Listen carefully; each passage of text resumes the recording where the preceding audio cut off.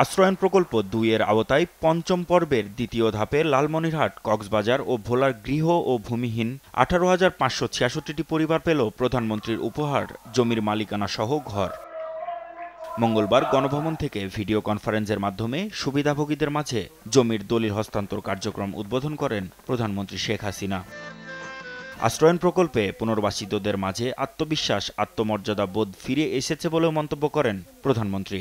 বলেন, বঙ্গবন্ধুর স্বপ্ন বাস্তবায়নে জনগণের সেবক হিসেবে কাজ করছে আওয়ামী লীগ সরকার। আমরা এসে জনগণের সেবক হিসেবে আমাদের যাত্রা শুরু করি। তখন থেকেই আমি উদ্যোগ নিয়েছিলাম যে ভূমিহীন মানুষদের জন্য আমরা যা পারি, তখন আর্থিক অবস্থা বাংলাদেশের খুবই খারাপ ছিল, তার মধ্যেও ভূমিহীন মানুষকে ঘর তৈরি করে দেওয়ার জন্য আশ্রয়ণ প্রকল্প নামে একটি প্রকল্প নিয়ে আমরা ঘর বানাতে শুরু করি। ইতিমধ্যে আমরা বিভিন্ন জায়গায় এই আশ্রয়ণ প্রকল্প দিয়ে মানুষকে পুনর্বাসন করেছি, যে তাদের জীবনের যে পরিবর্তনটা এসেছে, একটা আত্মবিশ্বাস, আত্মমর্যাদাবোধ ফিরে এসেছে।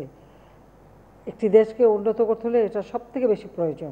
ঘূর্ণিঝড় রিমালে যাদের বাড়িঘর ক্ষতিগ্রস্ত হয়েছে তাদের ঘর নির্মাণ এবং উপকরণ দিয়ে সহায়তার কথা জানান প্রধানমন্ত্রী। গত কয়েকদিন আগে যে ঘূর্ণিঝড় জলোচ্ছ্বাস হয়ে গেল, সেখানে হাজার হাজার মানুষ ক্ষতিগ্রস্ত। ইতিমধ্যেই আমরা কিন্তু তালিকা করেছি কোন কোন এলাকায় কতগুলি ঘর সম্পূর্ণভাবে বিধ্বস্ত হয়েছে, কতগুলি আংশিক বিধ্বস্ত হয়েছে। যেগুলি সম্পূর্ণ ক্ষতিগ্রস্ত তাদেরকে আমরা ঘর তৈরি করে দেব।